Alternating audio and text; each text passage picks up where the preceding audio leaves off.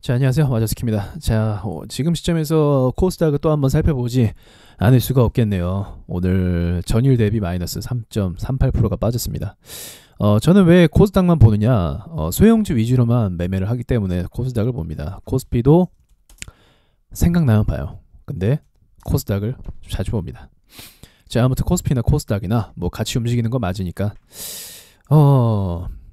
일단은 제가 어제 방송에도 얘기했지만 혼돈의 장세가 계속 될 것은 맞습니다. 그래서 지금 가치 투자나 뭐 지지선 매매 이런 것들은 무너질 수밖에 없어요. 무너질 수밖에 없어요. 왜냐면 장세 자체가 이제 단타성 자금으로 다 변질이 됐기 때문에 물린 사람들은 원금만 내면 탈출하자, 또는 지금 들어오는 사람들은 오래 보유하고 싶지 않아, 이런 식의 마인드거든요, 투자 자체가. 그래서 장세가 안정화가 안 되는 거예요. 그거는 우리나라 주식뿐만 아니라 여기 보이시는 나스닥도 마찬가지입니다. 얘네도 윗꼬리 아랫꼬리 막 길게 달리죠. 그러니까 얘네도 외국인들이잖아요.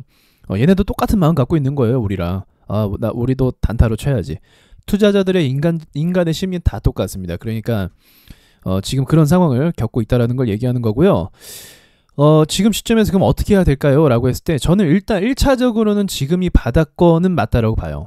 1차적으로는 여기서 더 빠지면 이제 600포인트 까지도 600포인트 아니고 600, 한 50 정도까지도 저는 빠질 수 있는 가능성이 있다라고 보는데, 1차적으로는 여기가 지금 추세상, 이제 코스닥의 긴 추세상 지금 시점이 그래도 가격을 좀 지켜줄 수 있는 바닥이 아닐까라는 생각을 하고 있습니다. 이렇게 추세를 봤을 때. 근데 그런 걸 떠나서 중요한 건 뭐냐면, 일단은 차트라는 건요, 망가지면 곤란해요. 이거는 개별 종목도 마찬가지입니다. 차트가 망가지면 이 평온하게 있던 이 투자자들의 심리까지도 다 흔들어 놓기 때문에 앞으로의 흐름과 전개도 흔들릴 수밖에 없는 거예요. 그래서 제가 얘기했잖아요. 이제 드라마틱하게 막 계속 올라가서 이 원래를 회복해주고 그 다음 800포인트 넘어서, 자, 이런 이제 시나리오를 꿈꾸기에는 지금 상황에서 좀 무리가 많이 있다라는 거죠. 이제 그 말을 또 저도 원치는 않았지만 오늘 이렇게 3%나 빠졌다라는 거 보면은 매도가 여전히 계속적으로 존재하고 있다라는 것을 보여주는 겁니다. 그러니까 여기서 이제 1, 2, 3, 4, 5, 6일 동안 7일이죠, 여기까지 7일 동안 상승세를 좀 이어왔다라고 해도 이 폭이 사실은 여기를 지금 뚫지 못하고 있어요. 이전에 크게 떨어졌던데. 왜냐면 여기 부분이 지지선 부근이라서 이 라인을 보고 매수한 사람들이 많이 있을 거거든요. 이 지지선을 이렇게 떨어졌을 때 지지선, 그럼 여기서 바닥으로 반등 줄 수 있겠다 했는데 웬거 다음날 개파락, 지옥이었죠. 자, 어쨌든 지금 상황이 이렇다 보니까 여전히 여러분들은 이제 그 개별 종목들이 있다라고 한다면, 제가 뭐라고 했어요? 원금 되는 거 기다리지 말고 손실난 부분에서 손실이 더 채워졌을 때 그때 그냥 어쨌든 정리하는 쪽으로 가라라고 얘기했습니다. 원금을 기다리지 말고. 그렇다라는 건 저는 장세가 추가적으로 더 빠질 수도 있다라는 것을 이제 염두했던 거였는데요. 예, 그랬던 거였는데 뭐 지금 상태가 아무튼 좋진 않습니다. 여기서 누가 할 말이 있겠습니까? 사실 여기서 더 어떻게 된다 만다, 그게 아니라 이제 저는 무조건 이제 현금으로 확보하고 차트가 흘러가는 걸 지켜보자라고밖에 얘기할 수밖에 없어요. 그렇게. 예. 왜냐면 차트가 이제 이런 거 있잖아요. 차트가 만들어져 가는 과정이 있거든요. 그럼 그 만들어지는 과정을 보면서 긴 시간 누적되는 그 차트의 모양을 통해서 이전에 들어왔던 매수 세력의 성격을 알 수가 있게 돼요. 성격을 알 수가 있게 됩니다. 이 성격을. 그래서 이 성격을 통해서 얘는 좀 단단하게 버텨주는 애들이구나, 아직도 단타 세력들이 많이 있구나, 이런 것들을 가늠해서 앞으로의 단단한 그 자금력을 바탕으로 우리가 스윙도 할 수 있다라는 겁니다. 그때 해도 늦지 않아요. 정말 늦지 않아요. 그때 해도. 근데 지금 상태는 일단 1차적으로 망가졌으니까 관망하는 게 당연한 겁니다. 이때 섣불리 들어가는 것보다 관망하는 게 당연한 거고. 자, 외국 증시도 한번 볼게요. 나스닥을 먼저 보자고 한다면, 나스닥도 마찬가지로 흔들리는 기조 속에서 가격을 잡아가려고 하는 상황 중에 있어요. 근데 아직 가격을 잡아가지 못한 것 같아요. 자, 이제 중국 증시도 마찬가지요. 자, 중국 증시는 원래 박살나고 있었어요. 예, 박살나고 있었습니다. 이미 박살나는 도중에 올라오기가 힘든 거죠. 그러니까 얘도 보세요. 여기가 이제 한국 증시와 약간 유사한 부분인데 얘네도 많이 올랐다가 개파락하면서 박살났죠. 제가 어제 뭐라고 했죠? 개파락하면 또 개파락하는 그런 위기를 갖고 올 수 있다. 굉장히 개파락이 좋은 게 아니에요. 이 정도의 갭을 띄웠다라는 거. 이게 3%나 갭 띄운 건데 얘네도 마찬가지일 거예요. 이 정도의 갭 띄우는 거는 정말 좋은 게 아닙니다. 전혀 아니에요. 그렇기 때문에 참 회복을 한다고 해도 다시 한번 또 이렇게 개파락을 불러오는 거죠. 그럼 여기서 이제 제가 가르쳐 드릴 수 있는 공식은 2% 이상 빠지면 추가적인 또 빠지면 그 추세를 만들어내는 거고 개파락을 만들어내면 폭락을 만들어냅니다. 개파락 같은 경우는. 그래서 이게 좋은 기조가 절대로 아니라는 거. 어쨌든 중국 증시도 여기가 이제 한국 증시와 약간 유사하죠. 예, 여기서 이제 잡아줄까 말까 하면서 올라가려다가 하다가 그 뒤로 이제 또 개파락하면서 무너지면서 이제는 힘이 완전 방향을 틀어버린 거예요. 힘 자체가, 균형 자체가. 그러니까 한국 증시도 약간 유사합니다. 한국 증시도 여기서 잡아주려고 하다가 균형이 무너진 시점부터 올라오질 못하고 부딪혀서 떨어지고 마는 그런 시점에서 여기서 이제 과연 힘을 얼마나 줄 수 있을지 제가 말했던 거 기억나시죠? 자, 이제 반등 위치인데 여기서 힘을 얼마나 줄 수 있을지를 지켜봤는데 이제 반등에 실패하고 주가가 그대로 주저앉고 말았습니다. 그렇다라는 건 전체적으로 이 세계 증시의 대부분의 자금들이 이제 니케이도 마찬가지죠. 이런 자금들이 대부분 다 이탈하고 있다. 주식시장에서 이탈하고 있다라는 것을 의미할 수 있습니다. 그리고 특이점은 뭐냐면 특이점은 이탈하는 시점이 그냥 뭐 이렇게 옆으로 가다 이탈하는 게 아니라 충분히 오르다가 이탈하고 있기 때문에 이제 자금들이 수익을 실현하고 이전에 매수했던 사람들은 수익을 실현하고 빠져나가는 형태이기 때문에 전체적으로 이 당분간의 하락 추세가 유지될 가능성이 높다라는 것을 이제는 알 수가 있습니다. 이제는 여러분에게 다시 한번 얘기하자면 제가 희망을 걸었던 부분은 남북 경협주였어요. 아시죠? 남북 경협주만이 지금 한국 증시를 이끌어갈 수 있다라고 저는 생각을 하고 있었어요. 근데 남북 경협주가 생각보다 힘을 못 주고 오히려 박스권을 주고 있죠. 뭐 오늘 올랐던 경농이라든지 뭐 이런 친구들도 계속적으로 박스권밖에 안 되는 거예요. 결국은 뭐 거래량도 상당하고 주목을 많이 받는 건 맞지만 결국 주식이라는 건 올라가야 되거든요. 방향을 잡고 그래야 좋은 주식이에요. 근데 올라가지 못한다라는 건 올라갈 가치가 없다라는 걸 의미하는 겁니다. 이렇게 올라가줘야 좋은 주식이에요. 근데 결국 얘도 조비라는 애도 박스권을 형성하면서 움직이고 있습니다. 결국 이걸 뚫어줘야 되는데 자, 지금 이걸 뚫는 순간 증시는 다시 저는 살아날 수 있을 거라고 보고 있어요. 또 근데 아직은 뚫는 그런 기류들이 나타나질 않고 있습니다. 계속만 이제 고점만 올라가면 계속 털어내고 있어요. 누군가가. 자, 어쨌든 좋은 상황이 절대로 아니다. 그래서 현금을 보유하고 관망하는 것이 지금은 당연히 맞는 거고요. 그럼 언제 다시 와주스키니 언제 다시 매수를 해야 될까요? 라고 묻는다고 한다면 저한테 배웠던 대로 저에게 배웠던 대로 예, 여기 이제 11선가 그래도 여기 꽤 오랫동안 흘러갔어요. 이때 수익도 실현 또 했습니다. 또 예, 충분히 이 기간 동안. 그래서 다시 한번 이제 5일선과 11선의 배열이 이루어지면서 봉들이 이렇게 타고 올라갈 때가 좋은 기회라고 생각하시면 됩니다. 봉들이 타고 올라갈 때. 타고 올라가다 실패했죠. 예, 빨리 눈치채야 돼요. 그러면은. 근데 타고 올라가면서 지속성을 가질 때 그러면은 이제 상승장의 기류로 다시 전환이 되는 거예요. 근데 이미 이렇게 깨졌기 때문에 제가 봤을 때는 횡보만 해도 감사합니다. 그냥 옆으로만 가줘도 좋아요. 사실은. 그냥 뭐 얘네가 그냥 아무것도 안 했으면 좋겠어요. 그냥 옆으로만 가도 좋겠는데 그건 또 이제 말이 안 되죠. 예, 투자 심리라는 거는 어느 한쪽으로 기울 수밖에 없기 때문에 예, 이제 균형을 맞춰서 간다는 건 말이 안 됩니다. 예, 뭐 여기까지 얘기할 수 있겠네요. 사실 지금 장에서 뭐 덜 얘기할 수 있겠습니까? 지금 제가 다시 한번 얘기하지만 물렸던 분들은 어느 정도 수익이 좀 만회가 되면 그때 나오는 방향으로 하세요. 그때 일부 매도를 계속 치셔야 됩니다. 마냥 다 갖고 있으면 정말 미련한 거예요. 정말 미련한 겁니다. 이미 차트는 망가졌는데 그 망가진 것에서 희망을 건다라는 건 일반적이지 않은 확률을 기대한다라는 건데 그건 투자 원칙에도 좀 어긋납니다. 그러니까 원칙대로 제가 말한 대로 한번 실천해 나가면서 또 다음에 좋은 기회를 노리셨으면 좋겠습니다. 항상 기억하세요. 주식이 지금 망가져서 떨어져서 손해를 봤잖아요. 손해보고 나갈 수 있습니까? 주식시장에서? 손해만 보고 나가면 안 되죠. 여러분 수익도 보셔야 되거든요. 그러면 제가 말했던 것처럼 상승의 기류는 또 반드시 있습니다. 하락의 기류가 있으면 상승의 기류도 있는 거예요. 그죠?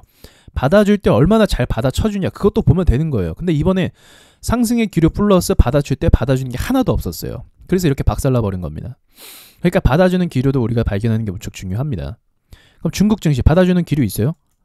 있긴 뭐가 있어요? 아무것도 없어요. 그냥 중국 증시 제일 불안해요 지금. 얘네가 박살나면 우리도 지금 온전치 못할 수도 있어요. 얘네가 그래도 지금 점진적인 하락 추세로 가파르긴 하지만 하락 추세 일정한 하락 추세로 떨어져서 그런 거지. 얘네가 갑자기 이렇게 떨어지잖아요. 가파르게. 그럼 우리나라 증시도 무사리라는 법이 없습니다. 나스닥 같은 경우도 충분히 많이 오르긴 했어요. 근데 여기서 보세요. 올랐을 때 조정받고 자 올랐을 때 조정받았잖아요. 근데 조정받을 때 가파르게 오른 부분도 있어요. 이게 이제 영향이 있어요. 주식에서 가파르게 오르면 예, 그 조정의 속도가 굉장히 빠릅니다. 근데 이 최근에는 나스닥은 그런 거 없어요. 그냥 이제 어느 정도 힘이 빠진 모습입니다. 올라가다가 힘이 빠진 모습. 그리고 나서 떨어지기 때문에 어쩌면 여기가 진짜 고점대일 수도 있다라고 판단할 수도 있겠어요. 힘이 없이 빠졌으니까. 예, 가파르게 오르면 왜 강하게 빠질까요? 가파르게 오르면은 여기 있는 사람들 이제 부들부들하죠. 내 들고 있는데 가파르게 오르니까 야 이거 지금도 이제 수익 챙겨도 괜찮겠는데 이런 생각하면서 빠지니까 저렇게 훅 빠지는 거예요. 근데 조용히 오르다가 훅 빠지는 건 그냥 어디서 큰 자금이 이탈이 돼버린 겁니다. 한 방에 이탈이 돼버린 거예요. 그래서 이런 부분들도 좋지는 않다. 그러면은 뭐 다 죽는 거냐? 그건 아니고요. 다시 상황 봐야 돼요. 어떻게 매수가 들어오는지. 지금 자금들이 다 이탈한 상황인데 그 자금이 다시 어느 시점에서 어느 속도로 어느 기간을 잡고 들어와 주는지 그걸 보고 그 다음에 판단을 할 수 있는 겁니다.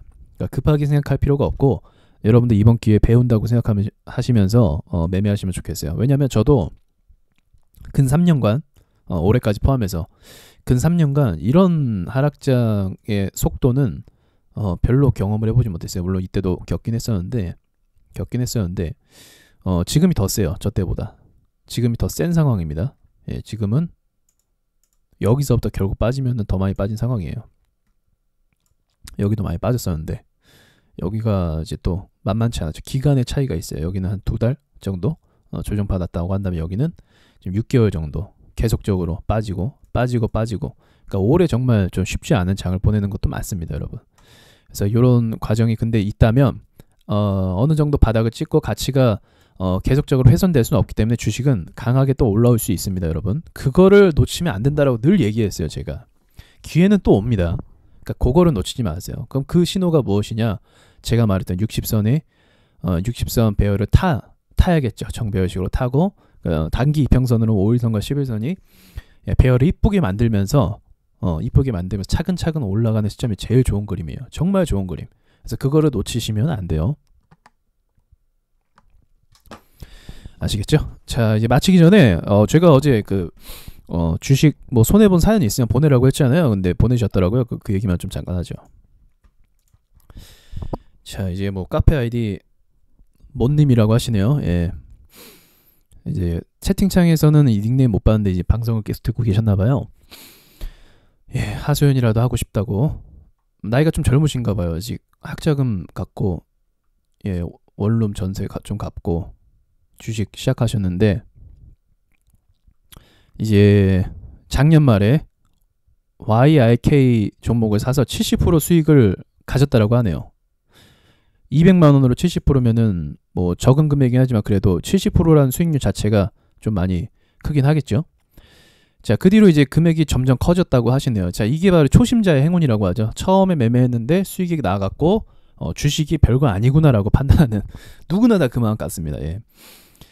그래서 이제 올해 3월, 4월 정도에 매수하시고 떨어져서 예, 계속 보유하고 계시는데 이때 산 종목들이 이제 문자로 주식 추천해주는 서비스에서 매수했다고 하시네요. 예, 매도하라고는 했는데 갖고 있으면 오르겠지 하다가 예, 이렇게 물렸다라고 하시네요. 지금 몇 개월째요? 그러면은 한 7개월 넘었네요. 이제 최근에 손절을 하셨군요. 최근에 손절을 하셔서 이제 수익 어쨌든 2,500에서 시작했는데 팔고 나니까 1,700. 근데 또 이어서 매수를 또 하셨다고 했는데 시열장 때문에 지금 마이너스 또 200. 그러면은 1,500 정도 남으셨다는 거네요. 예, 복구하실 생각밖에 안 된다. 주식판에 저와 같은 사람 흔하겠죠. 예, 그러셨군요. 맞아요. 주식에서 제일 무서운 게 사실은 저도 경계하고 있는 게 수익권에 도달한 자기 자신입니다. 수익권에 도달한 자기 자신. 뭔지 모르게 자신감이 많이 생기는 것도 맞아요. 예, 근데 하락장에서는 그런 자신감이 어디 갔는지 그냥 다 내리막만 걷게 되죠. 예, 근데 저는 이제 이분이 이렇게 용기 내서 메일을 주셨는데 2,500으로 하신 거면 절대 그 작은 돈이 아니에요. 저는 그렇게 생각합니다. 2,500 절대 작은 돈이 아니고 1,500 정도 남으셨잖아요. 1,500이라는 자금도 절대로 작은 돈이 아닙니다. 그래서 저는 이분한테 매매 규모를 더 줄이라고 말하고 싶네요. 차라리 그냥 하지 마셔서 예, 모의 투자나 한 주씩 매매하는 거를 추천드립니다. 왜냐하면 이분이 지금 매매 패턴을 보면 작년에 시작하셔서 그죠? 작년에 말에 시작하면 1년 좀 안 되셨네요. 1년 좀 안 되게 시작하셔서 처음부터 수익 내시고 그 뒤로 물려있는 기업밖에 없어요. 이분은 공부가 전혀 안 된 거죠. 공부가 그 사이에 될 수가 없죠. 계속 물려있기만 하시다가 이번에 또 손절 치시고 마침 또 이제 하락장부터 또 매수하셔서 또 손해보시는 상황이 되어버린 거죠. 결국은 이분은 경험을 하신 게 사실은 없어요. 공부된 것도 제가 봤을 때는 없어요. 이런 종목 종목을 다 알고 있는 애들인데 이 종목 매수하셨다면 공부되신 것도 아마 별로 없을 겁니다. 왜냐면 다들 고점대에서 진입을 하셨을 것 같네요. 한창 이제 핫했을 때. 예, 그렇다라고 한다면은 지금부터는 그냥 이 자금 그냥 냅두세요. 어차피 주식에서 좀 희망을 좀 가질 수 있는 부분은 상승장에서 또 이만큼 또 벌어들일 수 있어요. 상승장이 오면은. 그래서 이 돈을 일단은 챙겨 놓으세요. 챙겨 놓으시고 천천히 하락장에서부터 연습을 많이 해야 됩니다. 매매하는 연습을. 그래서 이 하락장에서 매매해 갖고 경험을 쌓고 이 장에서 올라가는 종목 또 내려가는 종목 이런 것들을 좀 배워보실 필요가 있어요. 그러면 좀 많이 좀 어려우실 거예요. 예, 처음엔 다 어렵습니다. 근데 그 과정을 지나서 자신이 매매했던 것들도 반성하는 계기가 갖게 되고 또 성공하는 패턴, 자신이 실패한다라고 한다면 그 실패하는 패턴은 정해져 있는 거예요, 여러분. 네, 성공하는 패턴은 또 정해져 있습니다. 그래서 그 성공하는 패턴을 또 찾아가셨으면 좋겠다는 생각이 드네요. 자, 지금 이제 결과적으로는 700 정도 손해 보신 건가요? 아니다. 1,000만 원 손해 보신 거네요. 1,000만 원. 오케이, 1,000만 원 큰 돈이죠. 정말 큰 돈인데 주식에서 1,000만 원 손해 보는 사람 적지 않습니다. 굉장히 좀 많다라고 보고 어떤 사람들은 잘하는 사람도 역시나 처음 시작했을 때는 1,000만 원 뭐 그 이상도 손실을 많이 보다가 또 다시 일어서는 경우도 있습니다. 그러니까 그런 것에 이제 그 신경 쓰이시긴 하겠지만 주식하는 사람 대부분 이제 성공한 사람들도 그만큼의 손실을 겪고 그 다음에 일어섰다라는 것에 좀 주목을 하시고 희망을 가진 다음에 좀 도전하셨으면 좋겠습니다. 하지만 그전같이 막연하게 홀딩하거나 막연하게 올라오겠지 또는 막연하게 해보는 그런 매매 습관은 그렇게 하실 바에는 주식을 그냥 그만두시는 걸 전 추천드립니다. 그렇게 계획 없이 통계 없이 접근하면은 남는 게 없어요. 결국 남는 게 그 상황에서 수익 나잖아요. 또 잃어요. 그러면 결국은 그렇게 수익 내봤자 또 잃어요. 왜냐하면 시장은 그렇게 만만하지 않거든요. 만약에 장이 계속 올라간다 1년 동안 계속 올라간다 그러면은 그렇게 해도 계속 수익 나요. 계속해도 수익 나요. 대충 해도 수익 나요. 근데 계속 1년 동안 올라간다 1년 뒤에는요. 그 뒤 1년 뒤에는 조정받겠죠. 그때 다 잃어요. 제가 장담할 수 있습니다. 시장은요 수익은요 시장이 주는 거예요. 수익은 초심자의 수익도 시장이 주는 겁니다. 시장이 박살날 땐 그 시장이 박살날 때 수익 마이너스 되는 것도 시장이 만들어내는 결과입니다. 그러니까 이게 초심자들은 그래요. 초보자들은 물론 이제 그 시장을 이제 극복해서 데이 트레이딩으로 접근하는 사람들 또 다른 결과를 낳긴 하지만 저는 이제 그렇게 봐요. 무조건. 그래서 이 시장을 이긴다라는 거는 좀 쉬운 게 아니니까 되도록이면 통계적으로 접근하시고 이 시황도 되도록 연구를 많이 하시고 코스닥도 연구를 많이 하시고 매매 신호가 제일 언제가 좀 안정적인지 그런 것들을 좀 객관적으로 저는 이분이 좀 통계를 냈으면 좋겠네요. 그러면서 접근을 하셔야 되고, 또 지금부터 공부하는 시간이 뭐 1, 2년 걸리겠습니까? 그 이상 걸릴 수도 있습니다. 그러니까 매매를 절대로 비중을 높여서 하실 필요는 없다라고 생각을 합니다. 메일 주셔서 감사하고요. 자, 이렇게 메일 주셨으니까 또 의미 있게 잘 배우셔서 좋은 매매 결과 나왔으면 좋겠네요. 자, 여러분 수고하셨습니다. 이상으로 마치겠습니다.